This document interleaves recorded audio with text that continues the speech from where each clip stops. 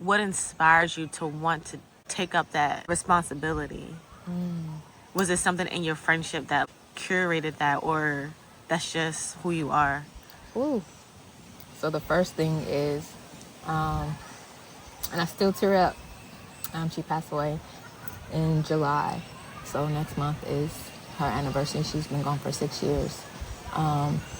When I say she is the absolute best thing that has ever happened to me. I met her when I'm from Oregon, but I got scouted academically to Fort Valley State University in Georgia.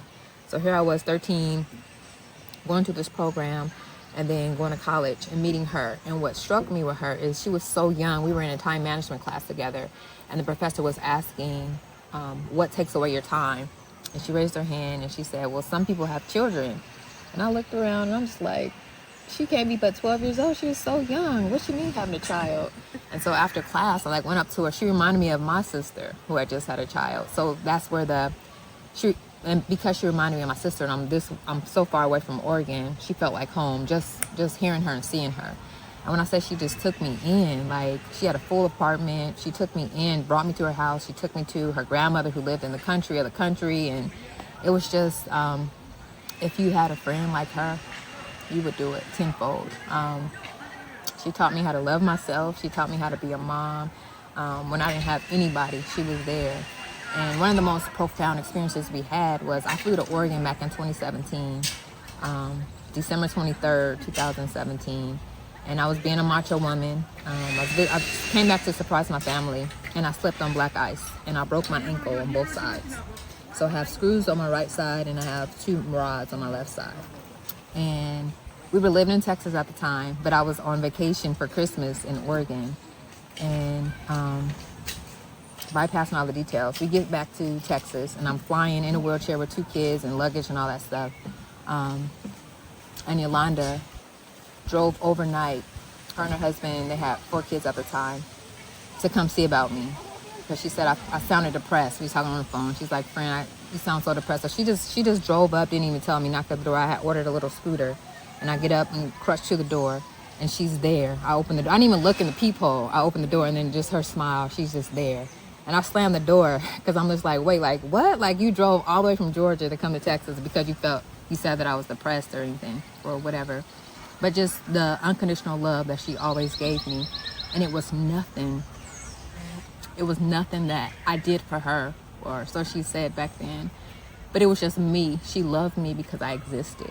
Mm-hmm. And so now a lot of our friendships are based on what somebody is doing for us. Now, don't get it twisted. Reciprocity goes a long way. And even though all relationships are transactional, period, they're not supposed to feel that way. So with Yolanda, I never felt that way. She always wanted me to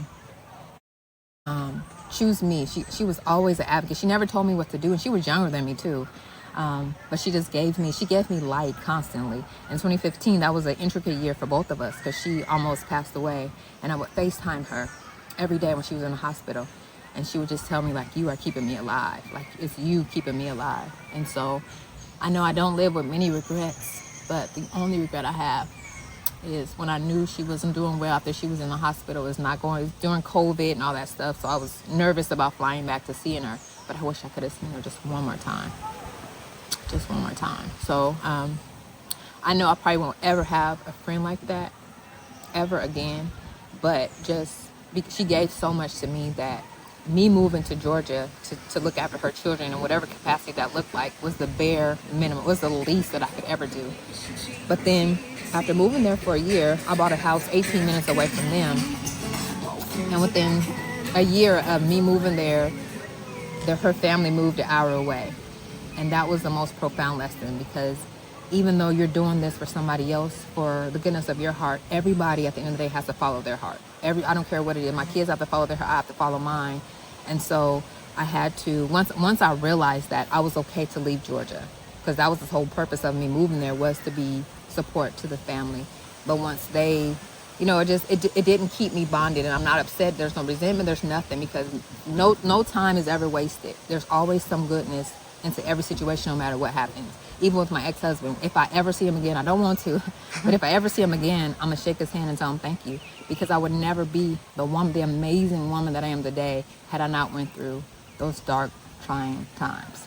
And so I'm writing a book, and it's called Reflections of an Ego, and it's a memoir. It's a pick a day, any day, and get inspired. So it's for the woman who's going through, who unfortunately finds herself in similar spaces as me, is to pick it up, and on March 9th, she could read some inspiration of the things that I was going through. And every entry that I have in there is to inspire and to put life back into the woman who just so happens to get blessed with my book. So that's what I'm working on. That's my